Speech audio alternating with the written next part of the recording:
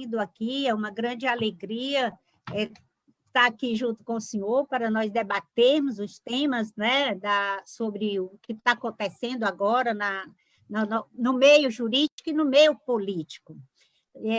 Então, vamos conversar aqui junto também com o doutor Deodato Ramalho, que foi vereador de Fortaleza, foi procurador-geral do município, também secretário do Meio Ambiente de Fortaleza, né? E o doutor Orlando também, seja muito bem-vindo, doutor Orlando. O senhor, ao completar 2 décadas do exercício de advocacia, né, paulistano, radicado no Ceará, foi procurador jurídico de agência reguladora em Fortaleza, nomeado pela ex-prefeita Luiziane Lins, né? Membro da Comissão de Defesa do Consumidor da OAB Ceará, advogado dativo da Justiça Federal, seção Ceará, juiz leigo do Tribunal de Justiça do Estado do Ceará, formado em Direito pela Unifor, tendo iniciado na Unimep, Piracicaba, e também na LLM, em Direito Corporativo pelo IBME-C do Rio de Janeiro. Tem no portfólio, por exemplo, clientes como a Coteminas, uma das empresas pertencente ao saudoso ex-vice-presidente da República, senhor José de Alencar, junto ao presidente Lula, que foi assim um par, né, indiscutivelmente cordato, né? Ali era um casamento. Foi um presidente maravilhoso para o presidente, aliás, vice-presidente para o presidente Lula. Doutor Orlando Vieira, é um prazer recebê-lo nesta live e seja muito bem-vindo aos debates do blog da Dilma. E, iniciando ainda, eu quero sempre pedir no início e conscientizar os nossos internautas, nossos ouvintes, da importância de contribuir financeiramente com o blog da Dilma, porque nós nos reunimos e trabalhamos com nossos próprios recursos. Pode ser com R$20, R$10, 30, 50, porque nós precisamos de equipamentos, precisamos qualificar o blog, para que os nossos internautas e ouvintes tenham prazer, né, em assistir um blog de qualidade. Porque vocês sabem que as mídias tradicionais têm os anunciantes, os seus patrocinadores milionários, e vamos dizer, uma concorrência muito, como é que eu posso dizer, desigual, né? E então seria muito importante que as pessoas se sensibilizassem, porque todo o dinheiro ele é empregado no próprio blog. Todos nós temos os nossos recursos próprios, pessoais, nós não dependemos do blog para a nossa sobrevivência. Então, ninguém se preocupe que seja para gastar conosco mesmo, é para investir no melhor para vocês. Então, iniciando nossa live de hoje, eu convido o professor Antônio Carlos, né, para iniciar a apresentação sobre o tema que nós vamos discutir. Inicialmente, Edna, dizer da minha alegria de reencontrar um velho, no sentido de dizer, colega do Banco do Estado do Ceará, que foi o Deodato Ramalho. Nós, jovens, muito jovens, fomos colegas lá no Banco do Estado do Ceará. Encontrar você também é sempre uma alegria, principalmente com essa sua gola belíssima aí, que eu estou me sentindo, parece a vestimenta da rainha da Inglaterra. Depois, encontrar o Orlando, um querido companheiro que nos conhecemos na campanha última para a presidência da OAB. Então, uma alegria muito grande. E também uma alegria muito grande poder contribuir com o atual momento, essa conjuntura tão difícil que nós estamos vivendo e que a sociedade civil, que nós precisamos discutir, levar informações para o povo, não é? Mas, em relação ao tema que nós vamos discutir, que é a injeção de 1,2 trilhão de reais no sistema financeiro, proporcionado pelo governo federal via Banco Central, é importante dizer para as pessoas que nos veem, que nos ouvem, que este dinheiro, 1,2 trilhão de real, não é dinheiro do orçamento público que o governo federal coloca dentro do sistema financeiro a fundo perdido, como se fosse uma doação. Não, não é isso. Não é isso. Diga. Professor, me permita. Antes nós temos, como nós estávamos conversando, antes nós temos que explicar para os internautas o que é o assunto que esse trilhão, esse dinheiro, o de que se trata. Nós estamos falando de um valor que o presidente Bolsonaro, em 2020, destinou aos bancos privados, que está sendo muito discutido na mídia, né, nas mídias, e alvo de críticas. E é isso que o senhor está agora falando e explicando. Obrigada. Isso. Então, vejam, eu vou... É complexo o assunto, muito complexo para ser tratado assim, porque se trata de cerca de 10 medidas, 10, que o Banco Central tomou, que facilitou essa injeção de recursos no sistema financeiro nacional, consequentemente, para bancos públicos, para bancos privados, para todo mundo. O que ocorreu? Uma coisa bem fácil de entender. Edna, se você botar R$ 1.000 no banco, na sua conta corrente, o banco pega R$ 250 desse dinheiro, guarda, reserva e passa a emprestar 750. Esses 250 do seu dinheiro que ficou guardado no banco chama-se depósito compulsório. Quer dizer o quê? Obrigatoriamente, de cada real que o sistema financeiro capta, ele tem que reservar uma parte para futuros problemas de liquidez, etc. e tal. É uma segurança para que o sistema financeiro fique seguro. Então, o que ocorre? O Banco Central do Brasil criou em torno de 10 medidas para facilitar esse ingresso de recursos no sistema financeiro, que não são recursos públicos, eu repito. Por exemplo, o depósito compulsório era de 25%. Todo o dinheiro que entrava no banco de depósito dos agentes econômicos, 25% desse dinheiro era guardado, não ia para o giro do banco. Só ia para o giro do banco 75% daquilo que tem de depósito. Muito bem. Aí o governo reduziu esse percentual de 25% para 17%. Só isto aí liberou bilhões de reais ao sistema. Ou seja, aqueles R$ 250 que os bancos tinham guardado compulsoriamente, eles agora só guardam R$ 170, 17%. Eu estou aqui tomando como base, para que o público entenda, um depósito de R$ 1.000, tá certo? E várias outras medidas, criou uma nova forma de CDB. São 10 medidas, as outras muito complexas de serem explicadas em tão pouco tempo. Então, este dinheiro entrou para o sistema para melhorar a liquidez. Ou seja, qual era a intenção do governo? Olha, vai 1,2 trilhão para você, Sistema Financeiro Nacional, para você acudir, socorrer, emprestar às micro, às pequenas empresas, aos prestadores, aos agentes econômicos, para que eles tenham um suporte para aguentar a crise da pandemia sem quebrar, sem fechar as portas. O lamentável, e aí entra, é que desse 1,2 trilhão de reais, apenas 50,4 bilhões foram emprestados. Entendeu? Entrou 1,2 trilhão, mas os bancos só emprestaram 50 bilhões.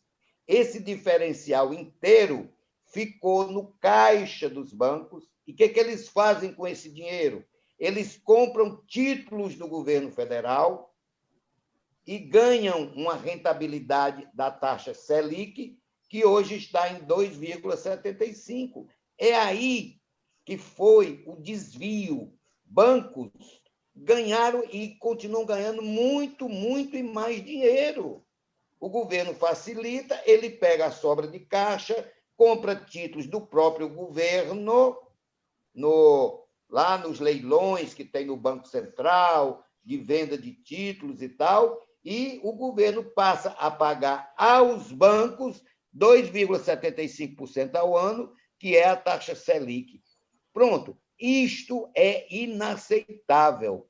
Se o sistema financeiro recebeu 1,2 trilhão para socorrer os agentes econômicos, pessoas naturais, pessoas jurídicas, enfim, não interessa. Mas se ele recebeu 1,2 trilhão das medidas que o governo tomou, que ele empreste, que ele financie 1,2 trilhão, e não que faça caixa para ficar ganhando mais dinheiro, especulando e tal.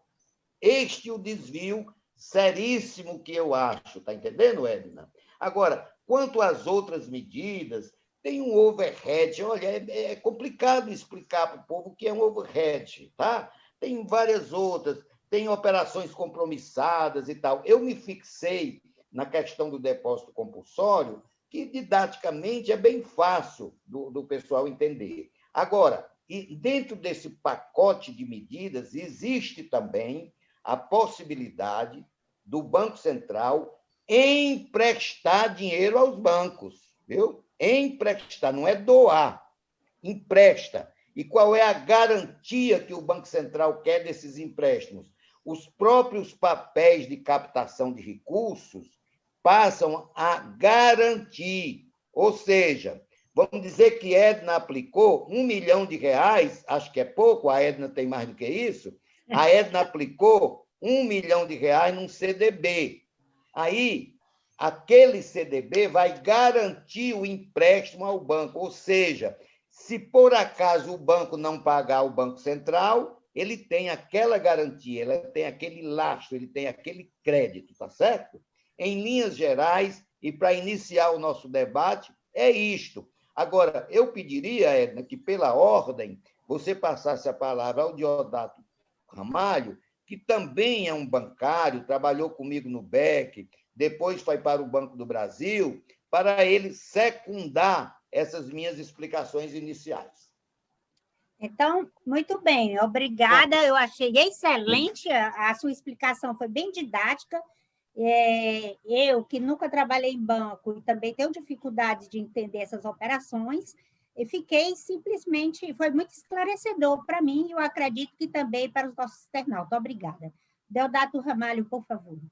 Bom, nada como a gente ter conosco aqui um professor, né, que didaticamente consegue destrinchar, né, o economês ou o Banco Central 6, não sei se é essa a expressão, para que a gente possa, como leigo, eu, na verdade, tenho um pouco de experiência, mas mais na área da advocacia, claro, né, fui, como já disse o Antônio Carlos Fernandes, meu querido amigo, companheiro becista, nós temos muito orgulho de nos colocarmos como ex-funcionários do Banco do Estado do Ceará, né, que foi suicidado, que foi extinguido, né, na fúria privatista da época do governo Tasso Gereissati aqui no estado do Ceará, e junto com a partir do governo Collor e do Fernando Henrique Cardoso.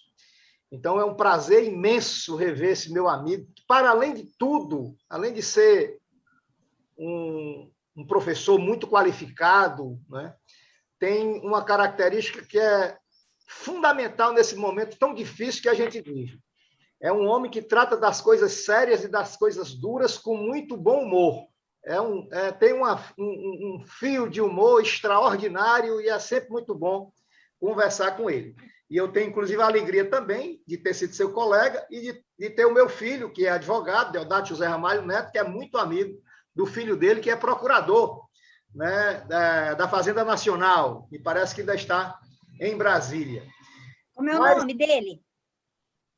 O nome? Deodato foi meu aluno, o filho Não, eu sei, eu quero saber o seu filho. Meu filho é o Felipe. Isso. E o Deodato Neto foi aluno do Antônio Carlos lá na faculdade. E eu não poderia também de não fazer um registro aqui das nossas raízes sertanejas. Estou dizendo isso porque aqui ao meu fundo vocês estão vendo 3 coisas maravilhosas. Do lado aí, esses quadros do J. Borges, que retrata as paisagens sertanejas, um grande artista pernambucano. Do outro lado, vocês estão vendo ali, pendurado, aliás, 4, né? As redes e o meu gibão e a minha perneira. E não é de enfeite, não, Antônio Carlos, é porque eu corro em pegas de boi no mato. Sei disso. É um grande esporte nosso do sertão. É. E logo aí vocês estão vendo também uma coisa que é muito familiar para a gente, que é uma prensa de fazer queijo. Infelizmente, aqui em Fortaleza eu não posso fazer queijo, né? Aqui no apartamento. Então, abraçar também o Orlando Vieira, que eu, assim, apesar de não ter muito conhecimento e tal, mas quando a Edna me falou, e agora ela me passou uma foto, Orlando, que você estava de máscara. Então, era impossível. E agora é que eu, de fato, vejo quem é e me lembro, embora não tenha tanta intimidade, mas tenho muitas referências, né, da sua capacidade intelectual, do seu trabalho como advogado, inclusive na área do direito tributário. Mas portanto, eu queria trazer aqui para fazer assim uma espécie de agregar, né, alguma ideia aqui nesse debate. Eu acho que o Antônio Carlos já foi muito claro com relação, primeiro, a explicar, porque muitas vezes a gente acaba se confundindo quando se trata desses benefícios que os governos, de um modo geral no Brasil, e sempre foram muito subordinados ao Deus mercado, ao sistema financeiro, né? Muitas vezes a gente mistura as coisas. Naquilo que, de fato, representa saída de recursos públicos para as bancas, não que esse tipo de medida, como já deixou claro o Antônio Carlos Fernandes, que não que essas medidas não sejam um privilégio, né, à banca financeira, que acaba sendo, principalmente porque não vem conectado ou não vem vinculado a uma contrapartida social desse sistema financeiro. Porque um dos problemas mais graves que nós temos na relação do governo, dos nossos governos com o sistema financeiro, é que, na verdade, as bancas, os bancos, eles nunca perdem dinheiro. Eles sempre ganham dinheiro. Quer o país esteja em crise, quer não esteja em crise. Se está no momento bom da economia, eles ganham aos tubos. Se está no momento ruim da economia, eles também continuam ganhando. Quer dizer, é um setor que nunca experimenta crise nenhuma. Até porque quando tem algum problema, por exemplo, de fluxo de caixa, depois aí o Antônio Carlos e o Orlando possam me corrigir se a expressão é essa, aí vem a viúva para socorrê-los. Vamos lembrar na época do PROE, do Fernando Henrique Cardoso, não é? Isso. Então, eu queria trazer para esse debate, Antônio Carlos, para você e o Orlando, que vocês dois somos especialistas aqui, eu não quero me aventurar muito, mas assim, eu penso que, por exemplo, o Antônio Carlos já deu um pequeno toque, de que enquanto os benefícios representam aí a utilização de 1,2 trilhão de reais, em julho, a notícia que saiu é que o banco tinha disponibilizado para fazer empréstimos a pessoas jurídicas, a pessoas físicas, a desenvolver o país, inclusive no sentido de socorrer as pequenas empresas nesse momento dramático do coronavírus. Na época estava dramático, agora é o caos, está assustadoramente dramático, com 300 mil mortos, e com quantas mil pequenas empresas quebradas, acabadas, falidas, né? Então, os bancos, nessa hora, inclusive com esses benefícios que recebem do governo, ou seja, de nós, da nação brasileira, deviam responder algumas questões fundamentais para mim. Primeiro, quais os compromissos que esse sistema tem no sentido de fato, jogar dinheiro para salvar as pequenas empresas, sobretudo? Segundo, quais as taxas de juros serão aplicadas nessas operações? Então, eu queria deixar essas duas provocações na minha intervenção inicial e novamente reafirmando, Antônio Carlos e Orlando, da alegria imensa, Edna, de estar aqui com vocês, de rever principalmente essa pessoa tão querida minha, que é o meu querido Antônio Carlos Fernandes.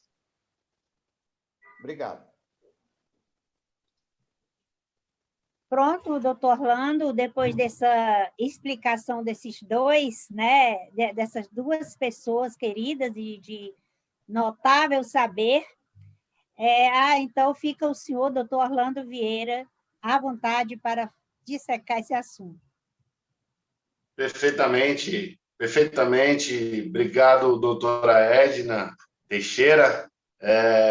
Vai ficar um pouco difícil para falar depois dessa exposição desses grandes exponenciais, não só do direito, mas que tem aí também uma trajetória no mercado financeiro e na vida pública, e evidentemente que para um pequeno advogado que apenas tem 2 décadas quase completas de exercício, e considerando que vocês provavelmente têm o dobro daquilo que eu ainda quero um dia chegar, mas é porque tem o dobro da idade, né? Eu creio que vai ser um pouco difícil.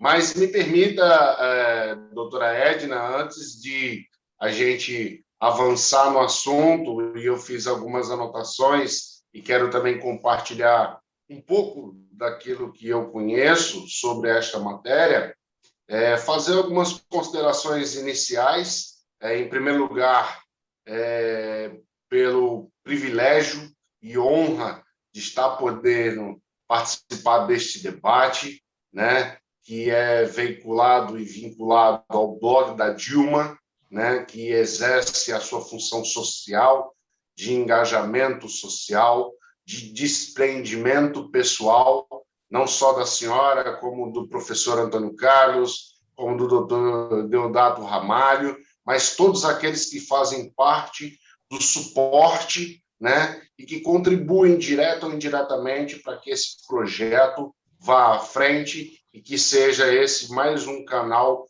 democrático em que a gente possa, acima de tudo, compartilhar ideias, exercer o nosso direito de liberdade de expressão.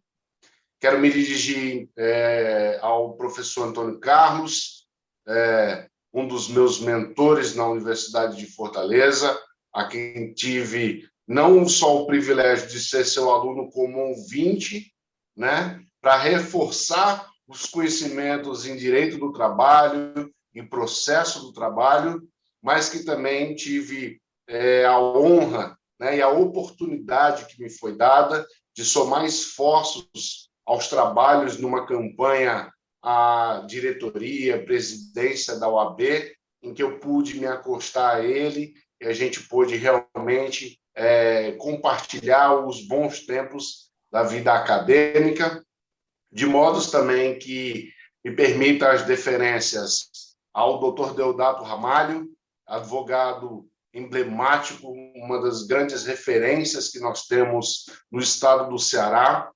Não é minha pretensão jogar confete sobre si, que sei que o doutor não gosta, muito menos precisa disso, mas nós precisamos honrar a quem honra, nós precisamos tratar com dignidade e enfatizar aqueles que praticam a advocacia de forma aguerrida, culta, dedicada ao direito e que, além de toda a sua agenda, conseguiu ainda se dedicar, né, ao poder executivo, poder legislativo municipal de Fortaleza, enquanto vereador da capital alencarina, sendo certo que todas as suas contribuições também, doutor Deodato, serão sempre muito valiosas e bem lembradas.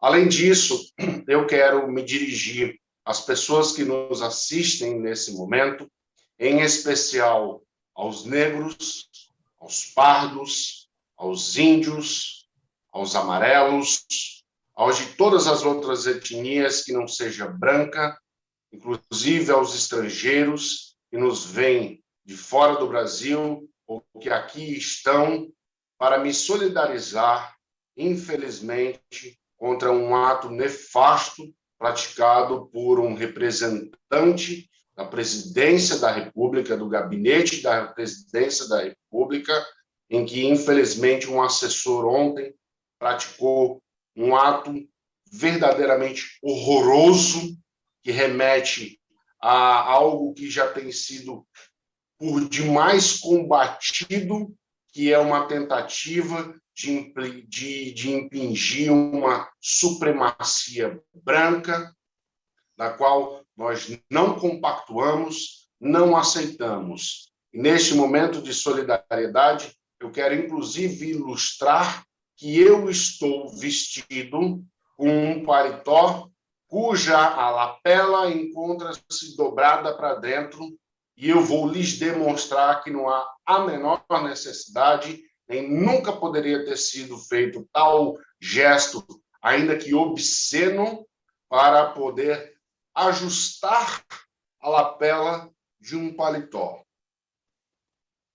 Feitas essas considerações, quero ainda, por fim, fazer duas últimas ponderações no que diz respeito ao mês de março, ser o mês das mulheres. Não é apenas o dia 8 de março, que é o Dia Internacional das Mulheres, mas é um mês que nós temos visto a dedicação, né, para poder, durante todos esses 31 dias, né, fazermos as nossas homenagens,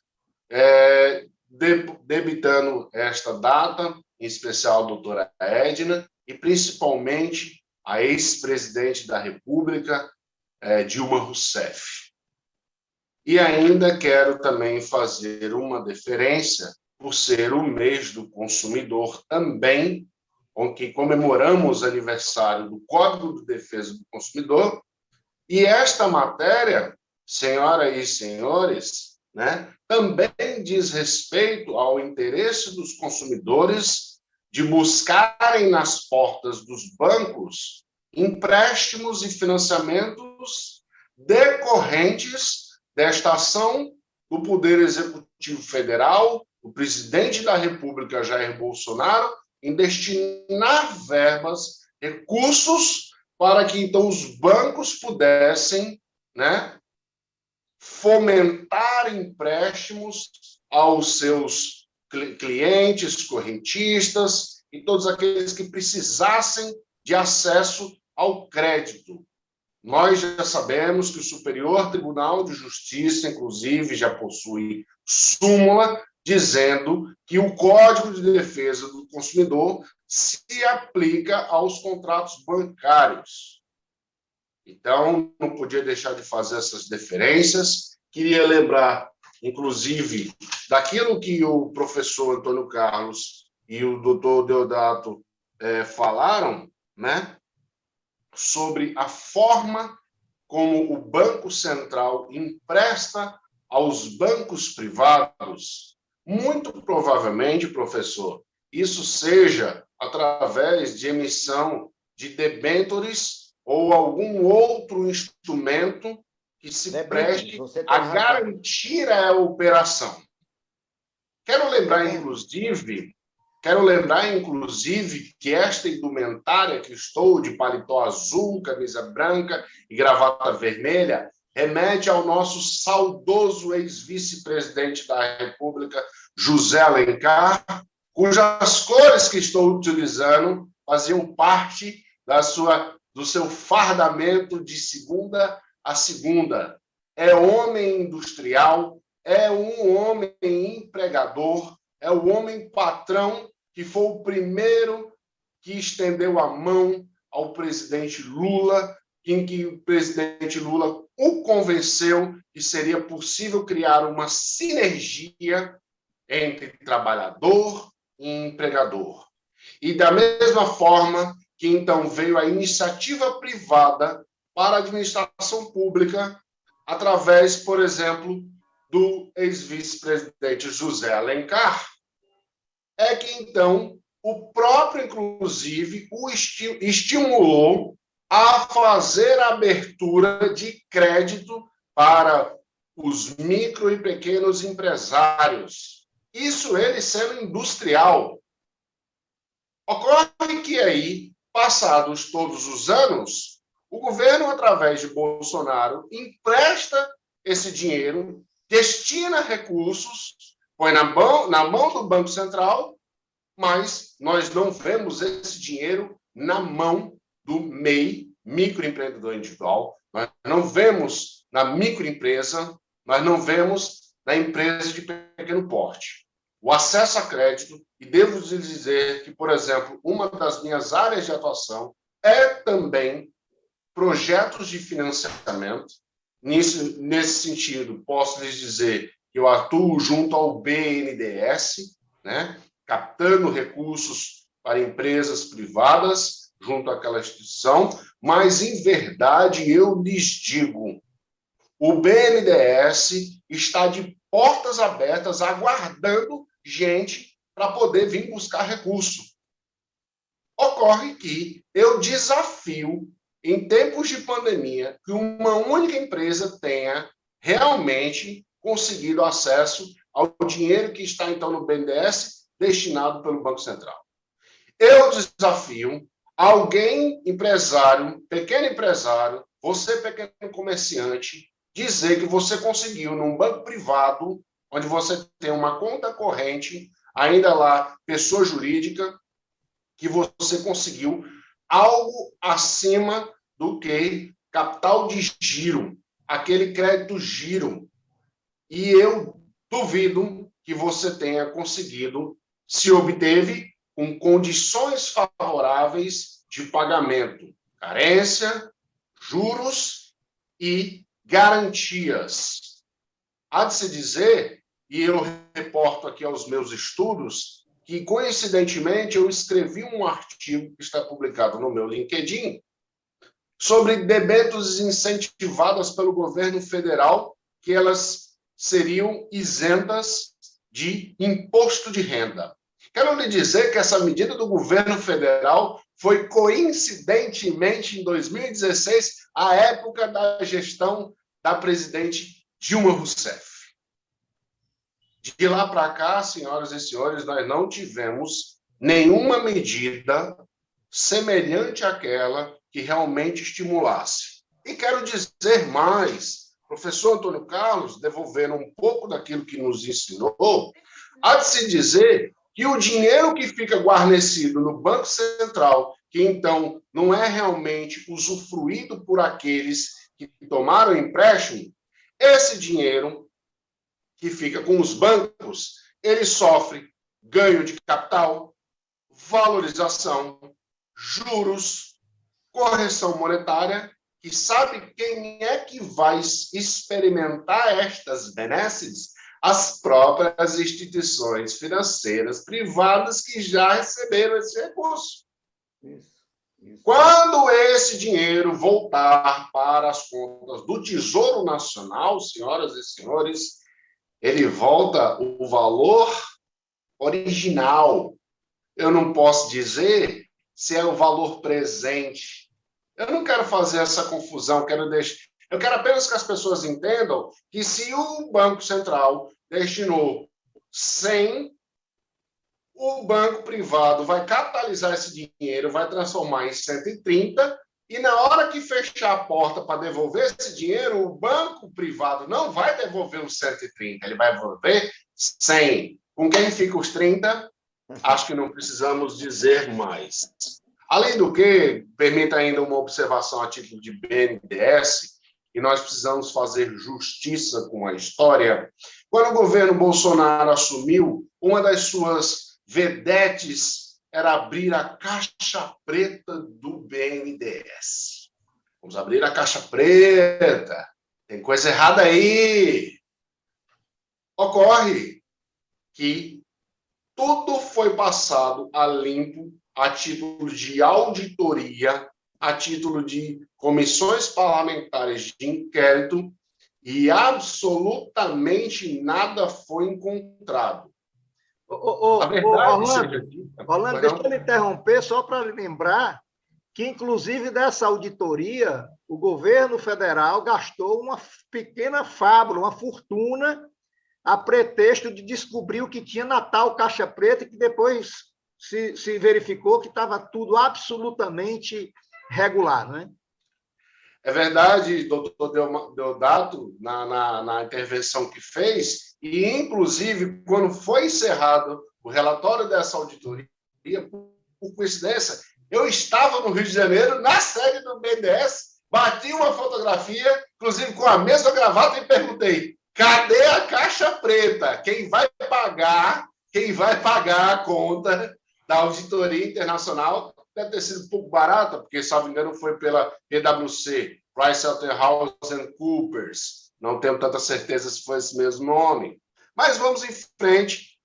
Além disso, eu quero lembrar as pessoas que nos assistem que, mesmo o governo federal destinando esse dinheiro para poder, então, ajudar os pequenos empresários, os microempresários, verdadeiramente o acesso aos bancos públicos diminuiu e o acesso ao crédito diminuiu na medida em que nós não vemos mais uma única notícia lembrando ou ainda fomentando um programa absolutamente de marca registrada do ex-presidente Lula, chamado Minha Casa Minha Vida.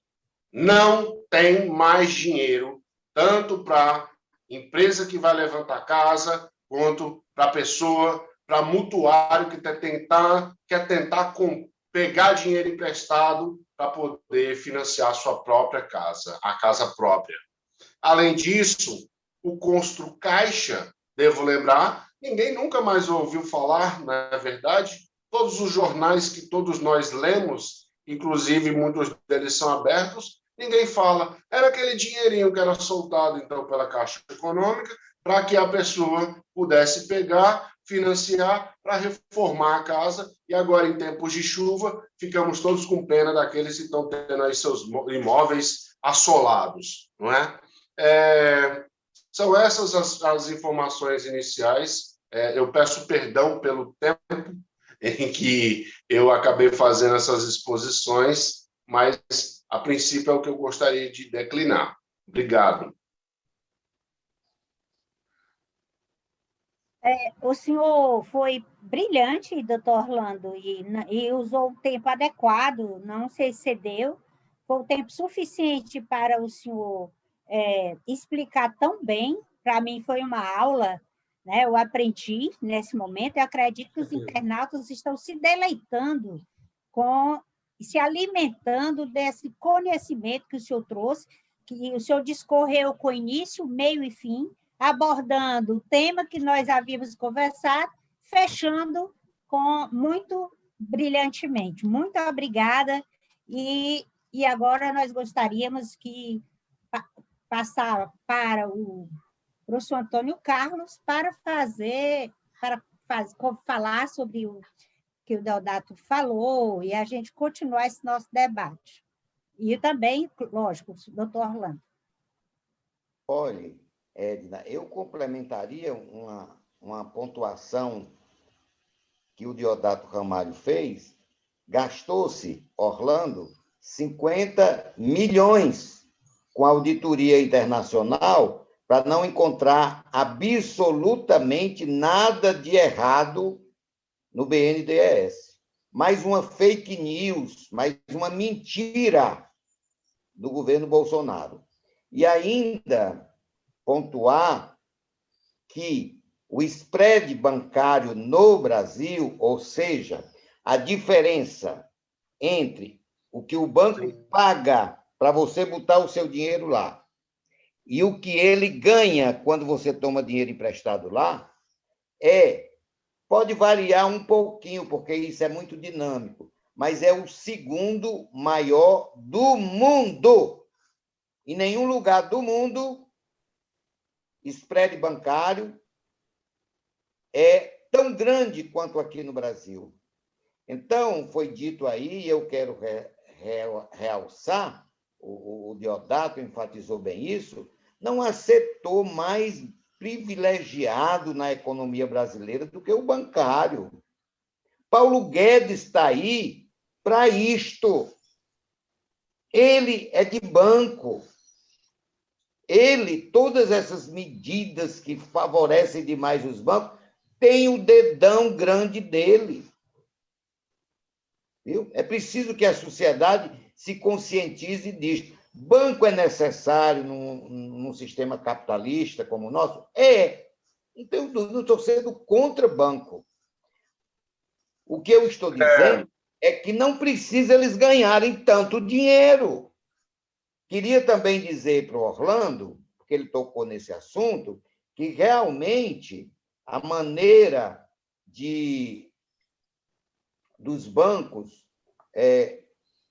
captarem mais recursos é vendendo realmente suas debêntures para o Banco Central. Você acertou não, que você não é homem de vacilar, você esclareceu em cheio.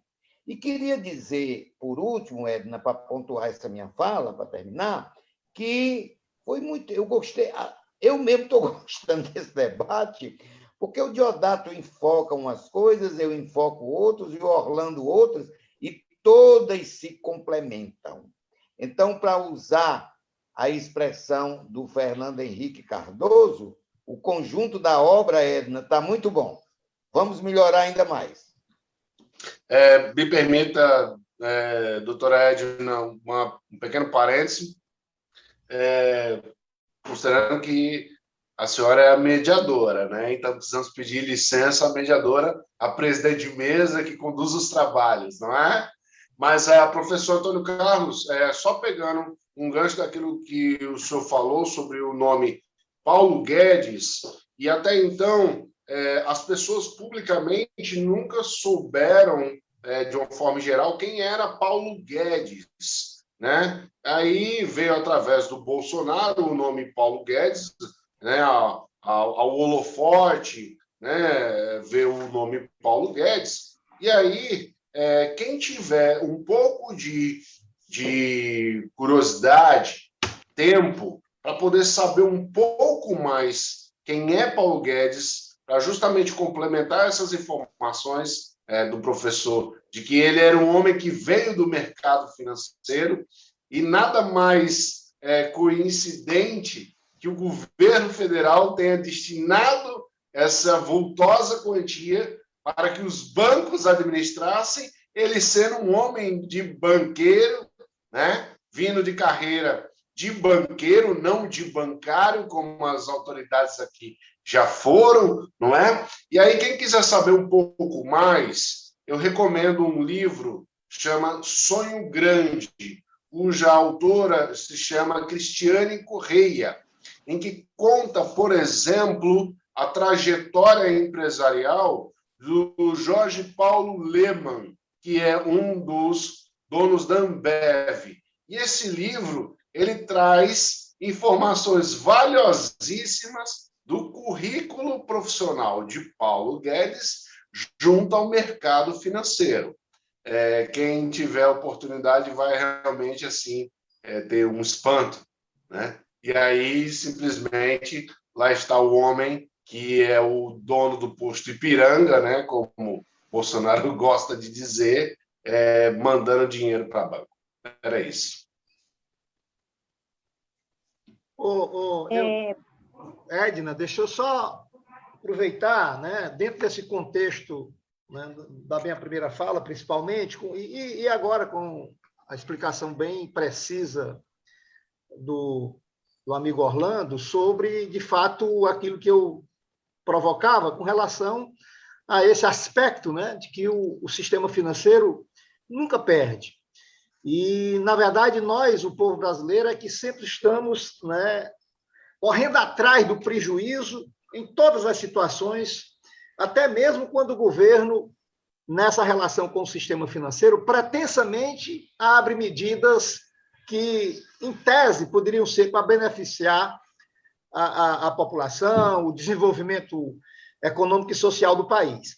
Veja agora que acaba de ser publicado as medidas, né, as novas, agora à tarde, foi publicado aí as medidas para enfrentar essa nova fase aguda, né, do coronavírus. São medidas que pretensamente visam, claro, acudir aí as pequenas empresas, as empresas do Simples Nacional, com relação aos pagamentos dos seus tributos. E aí eu tenho uma pessoa jurídica, né, do meu escritório de advocacia, já me interessei logo de olhar o que é que estava contemplado, né?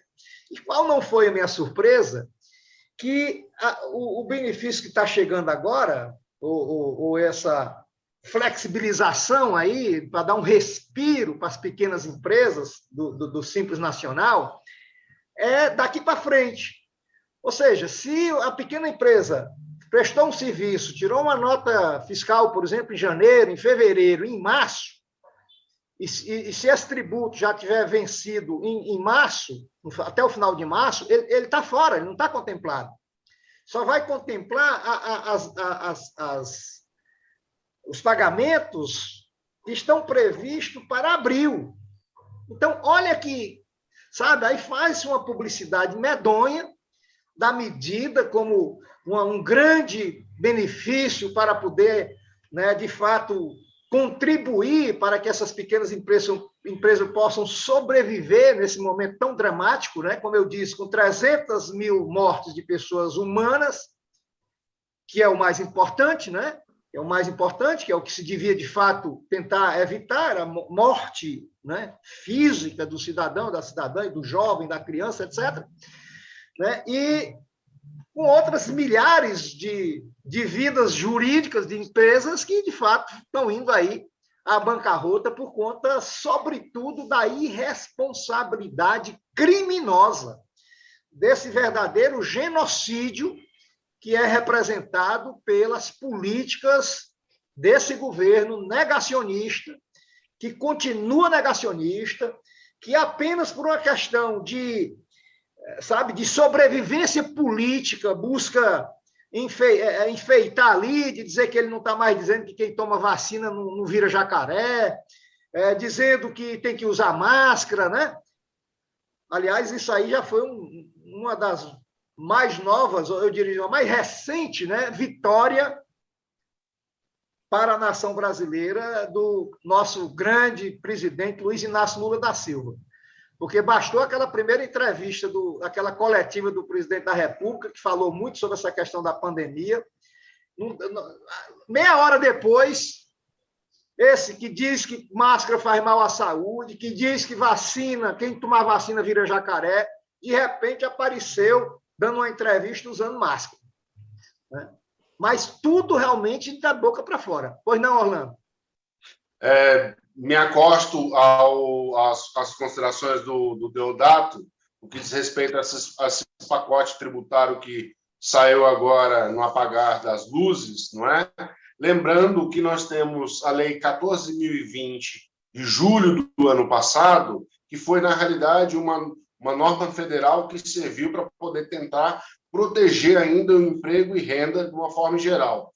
Mas aí, qualquer pessoa de nós aqui quiser dar uma googlada nessa lei e procurar a palavra Simples Nacional, vai ver que não havia nenhuma medida. Então, na medida em que, agora que o governo federal traz um pacote tributário para poder, entre aspas, amparar as empresas, isso aí vai ser só daí para frente. Mas de julho do ano passado para os dias de hoje, essas medidas para salvar os empregos foram eficazes, foram boas. Mas como é que você salva emprego e não salva uma empresa?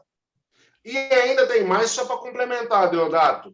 Esse tributo simples vencido em março de 2021, que esteja em atraso, tá certo? Quando o empresário for pagá-lo, ele vai pagar corrigido pela Selic. E bem lembrou o professor Antônio Carlos que a Selic subiu 0,75, estamos em 2,75. Ocorre que no acumulado do ano, a falar assim, mas eu vou pagar só 2,75 de Selic.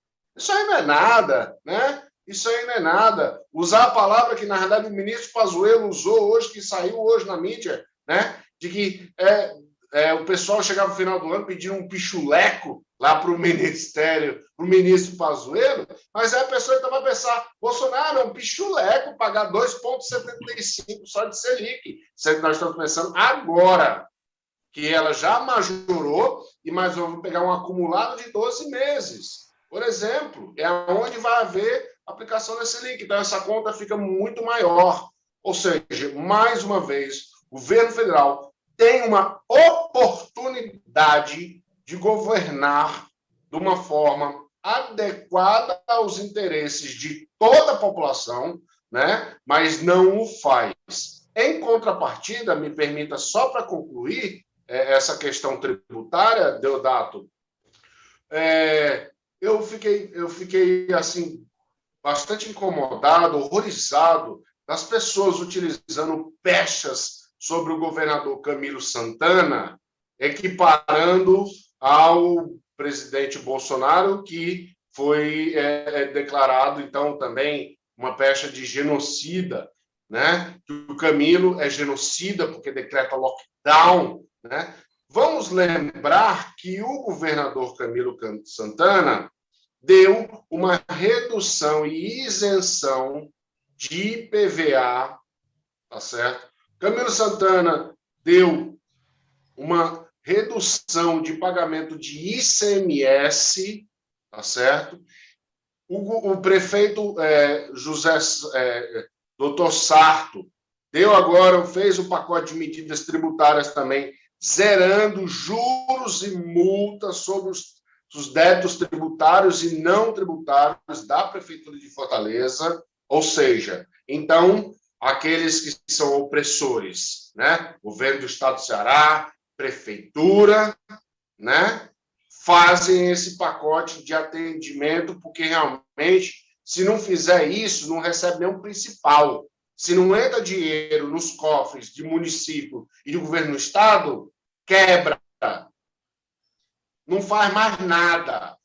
O governo Camilo Santana, inclusive, está pagando conta de energia da população de baixa renda. Está dando isenção de pagamento de conta de energia até determinada quantidade de quilowatts, mas é o governo federal, como o Deodato já sinalizou, tem a oportunidade de trazer um pacote de medidas tributárias, mas diz não. Por quê? Se ele não pegar esse dinheiro para trás, ele não consegue suportar a máquina administrativa que ele mesmo está destruindo. Egno, só me permita, porque aí eu queria ouvir, nós vamos ouvir o Antônio Carlos, mas só para fechar esse ponto aí, no sentido desse socorro agora, Antônio Carlos, por exemplo, os empréstimos que foram concedidos no ano de 2020, não teve aquela linha, né, de empréstimo para as pequenas empresas e tal, esqueci agora o nome, Proname, um nomezinho assim, só que 2020, naquele momento, todo mundo estava apavorado, né? E só que agora, em 2021, a situação piorou. E esses empréstimos já está sendo exigido o pagamento desses empréstimos agora a partir de abril. E até agora não teve nenhum anúncio sobre como é que vai ficar isso. Ora, se em 2020, que estava menos grave, teve a necessidade de fazer essa disponibilização desses empréstimos, né, com a carência aí de 6 meses, me parece que era 6 meses a carência, e está terminando a carência, tem que começar a pagar, e nós estamos, nesse momento, em 2021, numa situação muito mais grave do que estava no ano passado, porque nós estamos atingindo aí o pico de 3 mil mortos por dia. Aqui no estado do Ceará, né, o estado inteiro está com a situação agravada, né, com a necessidade, e mais do que nunca, do distanciamento social, do isolamento social até, né? Não é nem só o distanciamento, é o isolamento mesmo. Na verdade, nesse sentido aí, os países que com mais sucesso enfrentaram e estão enfrentando o coronavírus são aqueles que, de fato, fizeram com muita seriedade o chamado lockdown, quer dizer, o fechamento. E aí eu queria só concluir dando um exemplo, entre tantos que poderíamos dar, mas um exemplo de que é primeiríssimo lugar no mundo, que é a experiência da Nova Zelândia, né? Em que, por exemplo, a cidade de Auckland, a segunda... como é a pronúncia mesmo, Orlando? Auckland.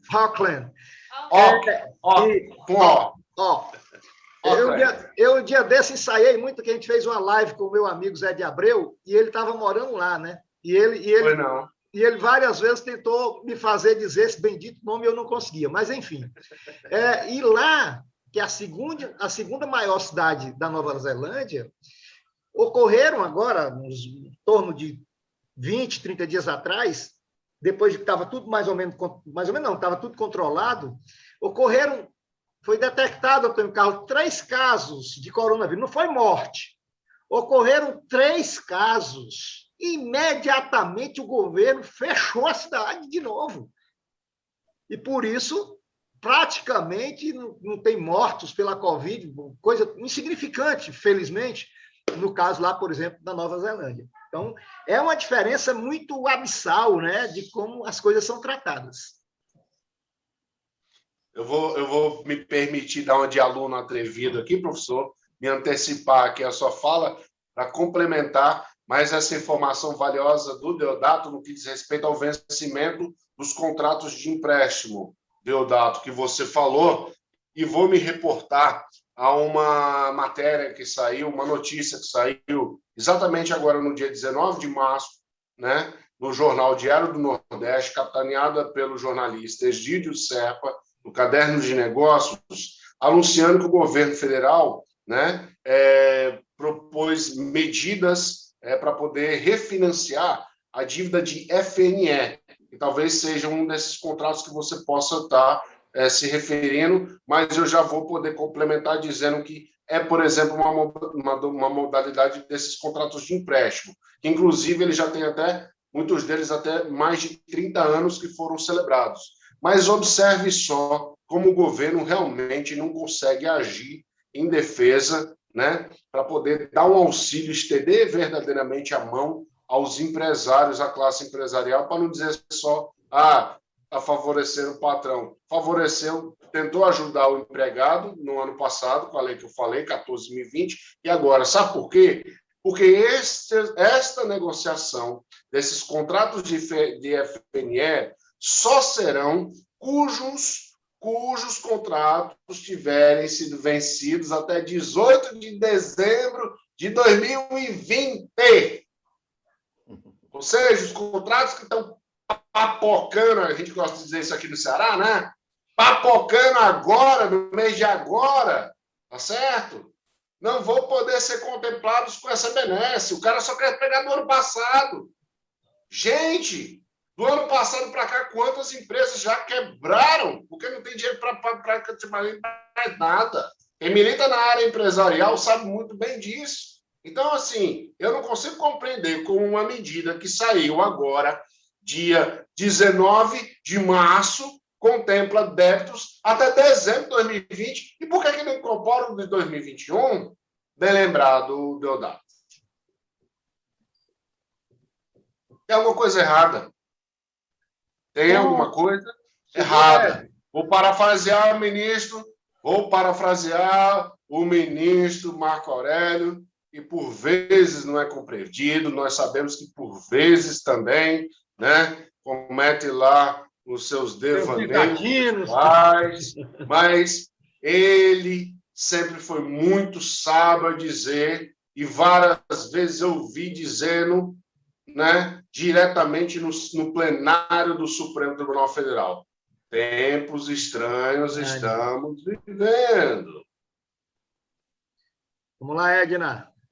Bom, eu até me surpreendi com a sintonia, em tese, né? Com a sintonia aqui entre os debatedores.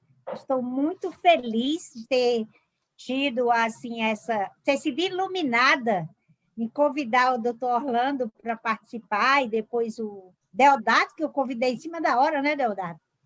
E fazer parte desse trio que só enriqueceu esse debate.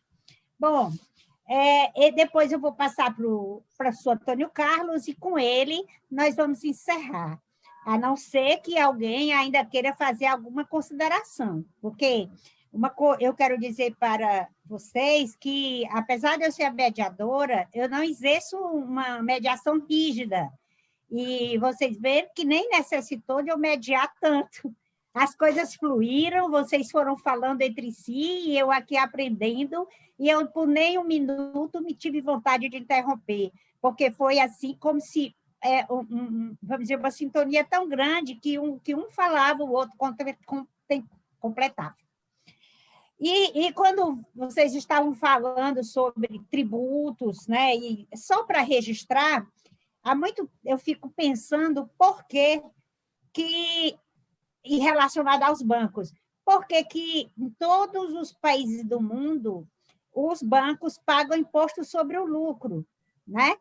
E, inclusive, nós, assalariados, porque eu sou assalariada, a gente paga imposto sobre salário. A gente paga. Salário, para mim, não é renda, gente. Salário é para a gente sobreviver. Renda, para mim, é lucro. É você investe, lucro, aí você retira seu prolabore, além de ter o prolabore, a empresa ainda cresce, né, com seus ativos, e aquilo que, vamos dizer, que foi o lucro, isso sim é que deveria incidir tributo. Mas no Brasil, que se eu não me engano, só são dois países no mundo inteiro, ou três, que não incide, que não incide juros sobre o lucro. E por quê? Por que esse lobby, essa força poderosa é tão grande que nós os nossos representantes, né, não conseguem, vamos dizer assim, aprovar uma lei na reforma tributária que taxe o imposto sobre o lucro, porque não se admite como o Branco Itaú, que teve um lucro, eu não sei agora a cifra exata, tão grande e não pagou imposto sobre o lucro. E o mais grave é que esse dinheiro não fica no Brasil. A maioria desses banqueiros tem casas no exterior e vão gastar seu dinheiro fora. Então, o dinheiro ele não circula aqui, não gera renda, não gera emprego. Fora os financistas que só aplicam na Bolsa, e essas aplicações financeiras também não geram emprego, não geram renda e não cumprem o seu papel social. E concluindo, porque eu sou a sua mediadora, eu não sou a entrevistada, também eu quero deixar registrado tanto para os colegas entrevistados, como para que nos estão ouvindo e nos assistindo, que também nós precisamos de prender uma luta e pressionar os nossos representantes para também criar o imposto sobre as grandes fortunas. Era essa a minha contribuição, e aí a gente encerra com o professor Antônio Carlos, a não ser que depois alguém tenha alguma consideração a fazer que seja rápida, objetiva, para que a gente não canse os nossos ouvintes. Posso só propor um minuto para cada um fazer suas considerações finais, e aí a senhora fechar, depois que o professor Antônio Carlos expor? Por mim, tudo bem. Tudo bem, Deodato? Pode falar, professor. Pois não, Edna. Olha, eu acho que foi o Deodato, que falou aí na questão do Minha Casa Minha Vida, o maior programa habitacional do Brasil.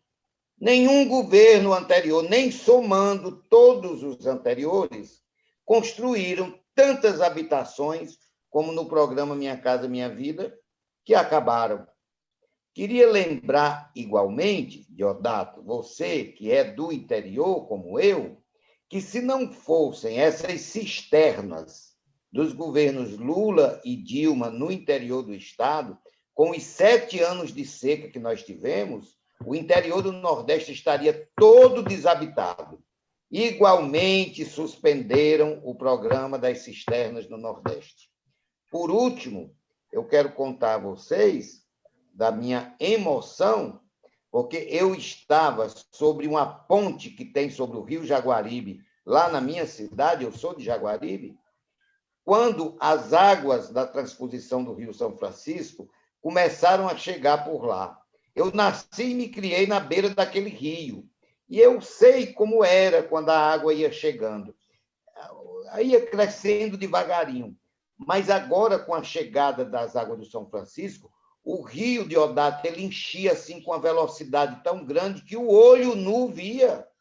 Eu me emocionei, eu chorei em cima da ponte, vendo aquela cena, não é? Também obra dos governos Lula e Dilma. E, em relação à pandemia, eu queria dizer o seguinte, que há uma burrice tão grande, tão insistente do governo Bolsonaro, ele sempre coloca a questão econômica antes da questão do salvamento das vidas. Olha, Diodato, Orlando, Edna e quem nos vê e nos ouve, não é a economia que vai pautar a pandemia, é a pandemia que vai pautar a economia. Na hora que o povo se vacinar, que voltar às ruas e etc. e tal, a economia vai funcionar normalmente. Mas na cabeça do Bolsonaro é o contrário. Primeiro resolva-se a questão econômica. Depois vamos cuidar da pandemia. Como se morto consumisse. Que eu saiba, Edna, olha que coisa grotesca, que coisa estranha o que eu vou dizer. Só há um setor na economia brasileira no momento que está bombando. Funerária e cemitério. Inclusive, olha, Diodato, você já tinha ouvido falar de faltar lugar para enterrar o povo no interior? Pois tem uma cidadezinha aqui do interior, esqueci o nome agora, que os mortos estão indo para o cemitério da cidade vizinha, porque o cemitério da cidade encheu. Edna, eu não esperava viver 70 anos para ver uma desgraça dessa. Por último, eu queria pontuar e pedir ao Diodato, a você, Edna, ao Orlando, a quem nos vê e quem nos ouve, que divulguem a seguinte notícia.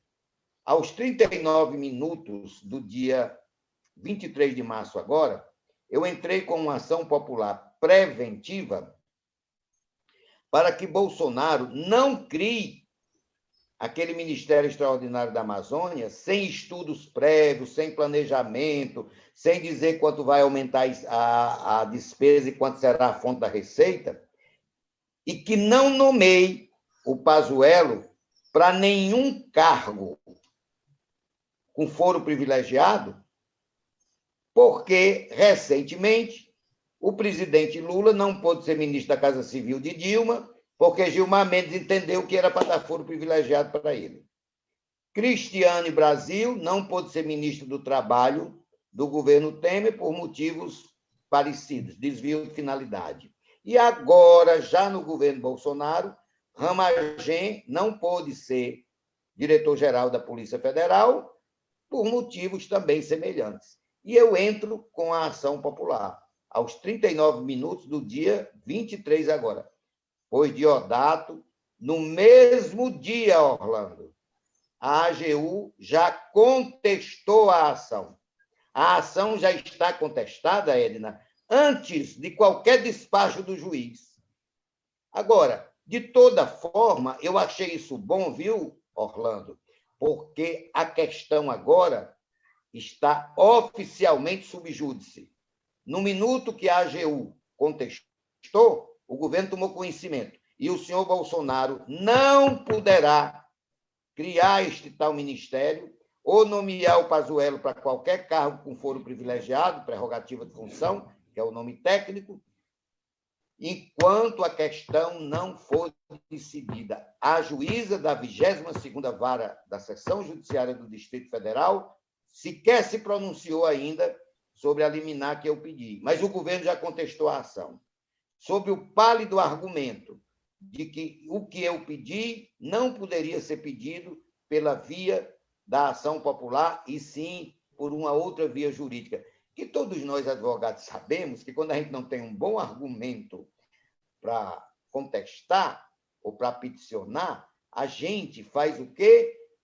Ao invés de ir no mérito da questão que não nos interessa, porque ele não é bom para nós, por exemplo, você vai na forma. Não, a forma não é essa. Aí não fala nem no mérito. Foi exatamente isso que a AGU fez. E eu peço a Diodato, a Edna, a Orlando, a todos vocês do blog da Dilma que nos veem, que nos ouvem, divulguem, por favor, isso que eu estou dizendo a vocês. Entrem na 22ª Vara de Brasília e acompanhem esse processo. Basta botar o meu nome, Antônio Carlos Fernandes, que é o único processo que eu tenho lá, ou do Pazuello, que também lá nessa vara só tem um processo contra ele, que é o meu. Acompanhem esse processo, divulguem, porque a divulgação ajuda na celeridade processual e, quem sabe, a juíza se sensibilize com os argumentos que a população vai fazer a esse respeito. Eu estou esperançoso de que vai dar certo, porque os precedentes recentíssimos do STF são todos favoráveis à minha causa. Muito obrigado a todos vocês que me ouviram. Um abraço para todos e felicidade. Se é Orlando, Deodato e Edna, que nós podemos ter felicidade nesse momento. Edna, eu não estou mais assistindo televisão, não. Aqui e acolá eu ligo para poder me atualizar sobre as coisas, porque é só pandemia, é só morte. Olha, a previsão é de que poderemos chegar a 500 mil mortes, a 5 mil mortes dia. Ontem morreu um queridíssimo amigo, colega de infância e tudo lá do Jaguaribe. Isso tudo nos choca, isso tudo mexe com a gente. Tá certo? Os psiquiatras, os psicólogos estão todos também cada vez mais atuantes em vista disso. Você pensa que não, mas é uma coisa terrível. Esses absurdos que o Bolsonaro nos cria todos os dias, que são verdadeiros absurdos. Todo dia, eu não vou dizer que tem uma coisa nova, todo dia tem um absurdo novo. Quando o Bolsonaro vai ler um discurso preparado pela sua equipe, é um Bolsonaro santo, imaculado, vai combater a pandemia, vai ter vacina, tem que usar máscara, mas quando ele é o Bolsonaro raiz, nas quintas-feiras, na sua live, aí um desastre acontece. Eu vou ser cáustico ao terminar, vou ser grosseiro até. Olhe, Deodato, se eu pudesse, e se eu tivesse uma focinheira, eu colocava no Bolsonaro, para ele não falar, porque, se o Bolsonaro se calasse, se o Bolsonaro, mesmo como presidente da República, deixasse as coisas funcionar, ele está atrapalhando, prejudicando a cada palavra sua. Aí eu não sei, viu, Edna? A minha cabeça está embolada. Eu não sei se é Procuradoria-Geral da República, se é AGU, se é Congresso, via impeachment, eu não sei, mas alguém, Deodato Ramalho, tem que tirar este bode podre da sala. Porque se o Bolsonaro fosse só um bode na sala, a gente ia aguentar por mais esses 2 anos. Mas ele é um bode podre na sala. Tem que ser retirado. Me desculpe a grosseria das minhas últimas palavras, mas é porque eu não estou mais contendo a minha revolta diante de tudo que acontece e não acontece, ao contrário, não acontece nada no sentido de afastar esse louco da presidência da República. Porque há 1 ano e meio atrás, eu entrei com uma ação dizendo que ele era louco, que devia ser interditado. Aí agora tem muita gente fazendo coro comigo. É o representante da PGR junto ao TCU, a própria Joyce Haussmann e quantas outras pessoas estão dizendo, o homem é doido, tem que afastar, o homem é doido. Eu estou achando isso ótimo, porque agora não é mais a minha voz sozinha, é muita gente dizendo. Um abraço a todos vocês que nos veem e nos ouvem. E quando eu acho graça, quando eu rio diante disso, o Deodato disse muito bem, porque ele me conhece e o filho dele também. Nas minhas aulas eu dizia muito assim para os meus alunos, olhe, eu faço as coisas sérias brincando. Agora, eu não brinco com coisa séria. Eu ri durante a live, mas eu falei de coisas seríssimas, pelo menos espero que tenha sido importantíssima. Edna, muito obrigado por você me privilegiar com seus convites, viu? Continua à sua disposição. Um abraço a todos. Deodato Ramalho. Bom, eu também queria ser bem rápido, eu também fiquei muito honrado, Edna, com o seu convite e que me honrou muito mais ainda ao saber que eu teria essas 2 companhias maravilhosas, competentes, qualificadas, destacando especialmente o Antônio Carlos pela amizade que nós temos de longas datas. E eu queria... 40 anos. Exatamente. A gente não pode nem dizer não, porque senão a gente denuncia que é a nossa idade, né? Mas eu estou até satisfeito porque eu vi agora que a previsão da minha vacina era para o dia 18 de abril, mas estão colocando agora aqui que é dia 12 de abril, está perto. E só para complementar, Antônio Carlos, em relação a essa tragédia que você menciona muito bem, e que, de fato, a gente tem horas que a indignação tem que tomar conta mesmo, porque se a gente não se indignar, aí será avassalador para o país, para a nação, para a nossa gente.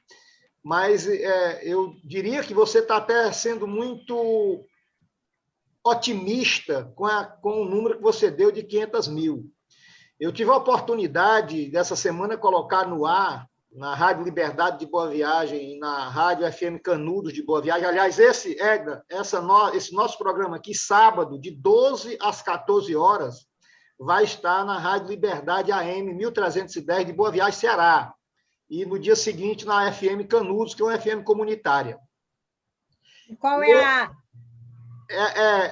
radioamliberdade.com.br e Rádio Liberdade Boa Viagem no Facebook. E sábado agora a gente publicou, né, uma entrevista que foi dada no blog da Dilma, do Miguel Nicoleles. E ele lembrava, que em janeiro ele advertia que a situação estava caminhando para um caos. Inclusive quando ele se contrariou com o vacilo dos governadores, especialmente os governadores do Nordeste, que vinham atuando muito bem, mas a pressão de enlouquecidos, a pressão de ensandecidos, dos caravaneiros da morte, né? Fazendo essa pressão contra os governadores, eles acabaram, de um certo modo, fazendo ali uma contemporização, e o Miguel Nicoleles, que era o coordenador do grupo científico que foi criado para assessorar os governadores, ele disse que isso era absolutamente temerário. E está aí, nós estamos em março, e está saindo a confirmação de tudo que ele advertiu. E nessa entrevista agora, que nós reproduzimos na Rádio Liberdade de Boa Viagem, sábado, ele disse que se não for tomada uma atitude firme, séria, de parar o Brasil nesse momento, pelos dias que ele lá indicou, nós poderemos chegar ao final do ano com 1 milhão de mortos, Antônio Carlos. Com 1 milhão de mortos. E, evidentemente, se nós tivermos 1 milhão de mortos, significa também que nós vamos ter aí um desastre também na economia do país. Uma coisa puxa a outra. Não tem conversa. Eu queria dizer, né, e também você, meu caro Orlando, primeira vez que a gente se encontra assim numa conversa, estou muito feliz, aprendi muito aqui com você, e com o Antônio Carlos não, porque já era de praxe, eu já sabia que iria aprender muito, mas com você também aprendi imensamente, saio muito mais engrandecido dessa nossa conversa, e queria aproveitar para, né, convidar os internautas, quem acompanha o blog da Dilma, que eu estou sempre presente no blog da Dilma, hoje, inclusive, publiquei um vídeo sobre essa questão da censura que o governo genocida está querendo fazer, a manipulação que ele está querendo fazer dos dados das mortes de Covid, onde eu, inclusive, resgato, Orlando, a situação que aconteceu na época da ditadura militar, no começo da década de 70, com aquele surto de meningite, que o governo militar, a ditadura, impôs um silêncio, perseguiu os profissionais de saúde que fizessem qualquer menção àquela situação. Começou no município de Cantagalo, no Rio de Janeiro, e se espalhou, e morreram milhares e milhares de pessoas, ninguém sabe nem o número oficial, por conta daquela criminosa censura do governo da ditadura militar. E que agora, como aprendiz de ditador que sempre foi, né, essa coisa que está na presidência da República, que agora quer reproduzir, botando para debaixo do tapete a realidade para poder alimentar os seus ensandecidos seguidores que estão em transe. É um transe que essa gente está. E aí eu queria também dizer para convidar que vocês me acompanhem tanto no blog da Dilma, meus perfis pessoais, Deodato Ramalho, e agora eu estou reativando, já está reativado, que eu tinha deixado um pouco de lado, o meu canal no YouTube, Deodato Ramalho. Fiquei muito feliz que vocês pudessem lá se inscrever para a gente ir trocando ideias, conversando. Grande abraço, foi um prazer grande estar aqui com vocês. Doutor Orlando. Queria agradecer a todos vocês por essa oportunidade singular na minha vida e na vida política de cada um dos cidadãos que também vai poder assistir, ouvir e refletir sobre todos os temas que nós abordamos aqui. Quero também agradecer a coordenação do blog da Dilma por esta oportunidade em que me foi dada a saber que estou diante de pessoas com absoluto conhecimento e maior proximidade, né, com a frente de esquerda, com os partidos de esquerda e suas afinidades político-partidárias, que certamente remetem, né, a presidente Dilma, ao presidente Lula, e da minha alegria de poder dialogar num ambiente respeitoso, altaneiro, em que nós aqui debatemos ideias, apresentamos propostas. Isto significa que nós, acima de tudo, respeitamos a liberdade de expressão, de afinidade político-partidária, inclusive de não termos nenhuma afinidade, mas mesmo assim dialogarmos e debatermos com absoluto respeito e educação. Quero ainda me dirigir às vítimas adoentadas, às famílias e familiares de vítimas que tiveram seus entes queridos mortos em decorrência dessa pandemia. Quero me solidarizar com toda a população, seja ela de trabalhadores, seja ela de empresários, patrões, que infelizmente não conseguem o amparo, especialmente do governo federal, por todas as razões que nós já falamos aqui e que todos nós estamos vivendo. Deixo a todos vocês os meus votos de solidariedade e quero, por fim, inclusive, me colocar à disposição, seja do blog da Dilma, seja da doutora Désdina, do doutor Deodato Ramalho, ao professor Antônio Carlos, para ainda continuar somando esforços, né, em outras oportunidades que nós pudermos ter, né, para que a gente possa continuar tendo esses momentos que são fundamentais para podermos construir e aprimorar a democracia. Eu costumo dizer que nós somos um país ainda muito jovem, nós precisamos aprender até mesmo a ouvir o que o outro pensa para construirmos o nosso pensamento, até mesmo que seja desenvolver o nosso pensamento crítico e formarmos as nossas convicções. E não há outro caminho que a ditadura certamente não ensinou que não seja através da ampla democracia e do debate livre e aberto, cada um aprendendo a ouvir o que cada um tem a dizer, sendo cada um de nós diferentes uns dos outros ou semelhante como somos. Muito obrigado por tudo mais uma vez. Desejo um ótimo trabalho a todos. Fiquem em casa se puder, mas parafraseando o professor Antônio Carlos, que encontra-se um pouco indignado, e essa sua postura é digna de respeito, né? E de nos acostarmos, mas eu procuro dizer, fiquem em paz. Obrigado a todos. Bom, eu quero agradecer a todos, professor Antônio Carlos, doutor Deodato Ramalho, doutor Orlando Vieira, vocês que enriqueceram essa tarde. Quero agradecer os nossos internautas que estão nos vendo e nos ouvindo agora. Espero que possam interagir, fazer perguntas e que qualquer dúvida podem ser feita nos comentários. Eu gostaria ainda de registrar que hoje é dia feriado, dia 25 de março, quando nós comemoramos a abolição da escravatura aqui no Ceará. Em 1884, 4 anos antes que a princesa Isabel assinasse a Lei Áurea, o Ceará foi chamado de Terra da Luz, por José de Patrocínio, grande batalhador da causa abolicionista. O município de Redenção foi o primeiro do Brasil a libertar os escravos.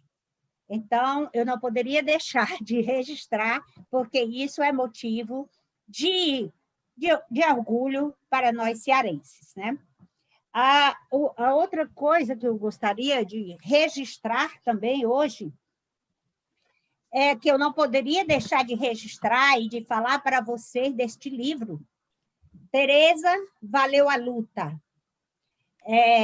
Aqui, quando ela era jovem, participou da guerrilha no Araguaia, esteve exilada no Chile, no Canadá, e aqui foi a última foto dela. Muito minha amiga, uma feminista muito guerreira, sempre envolvida nos movimentos sociais, na defesa dos direitos das mulheres, feminista. Trabalhou também defendendo os direitos da criança e do adolescente. Eu costumo dizer que a Tereza ela não vivia para si, ela vivia para o outro. E nós, companheiras dela, amigas, resolvemos escrever a sua história, daquilo que a gente conhecia dela. E amanhã, sexta-feira, às 19 horas, será o lançamento desse livro, com a presença do ex-deputado José Genuíno, que também é contemporâneo dela. O livro, ele fala, cadê Tereza? Tereza por ela mesma, Memórias de uma mãe durante o exílio político. Memórias de uma mãe durante o exílio político foi um texto que ela deixou escrito e, após a morte dela, a filha dela encontrou. Ela se desabafando porque, quando ela foi para o exílio no Chile, ela não pôde levar a filha dela de 1 ano. E isso foi muito doloroso para ela. Ela ficou separada da filhinha dela, que tinha nascido aqui no Ceará no dia 1º de março. E então ela conta essa história.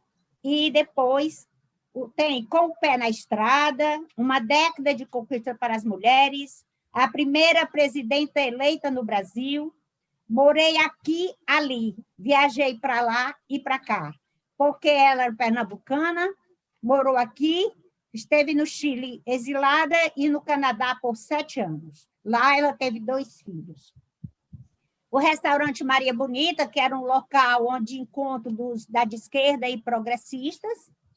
A Praça das Flores, do Povo da Democracia, aquela Praça das Flores ali em frente ao Hospital do Exército, onde nós nos reunimos para manifestar contra a candidatura do Bolsonaro, a chamada Ele Não.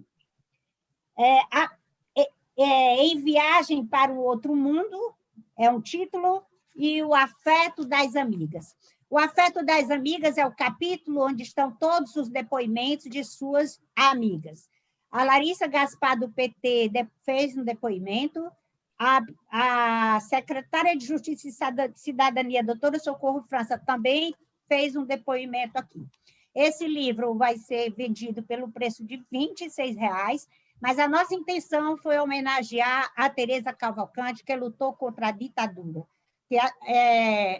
Os homens e as pessoas que descobriram na época que essa guerra, essa guerrilha, que também tinha mulheres no meio, foi um espanto, porque imaginava que só homem iria suportar tudo aquilo. Era isso que eu queria dizer, e convidar para que vocês, amanhã, às 19 horas, o lançamento desse livro, vai ser um lançamento virtual pelo blog de Dilma, TV Habilidoso, pela canal do PT, do PCdoB e outros. E, por favor, vocês podem entrar também no blog da Dilma para ver na fanpage, vai estar lá o card com melhores orientações. Ok? Obrigada. E eu gostaria também que após o Deodato fechar a gravação, a gente fique aqui por um pouco de tempo só para nós conversarmos rapidamente. Não vou tomar o tempo de vocês.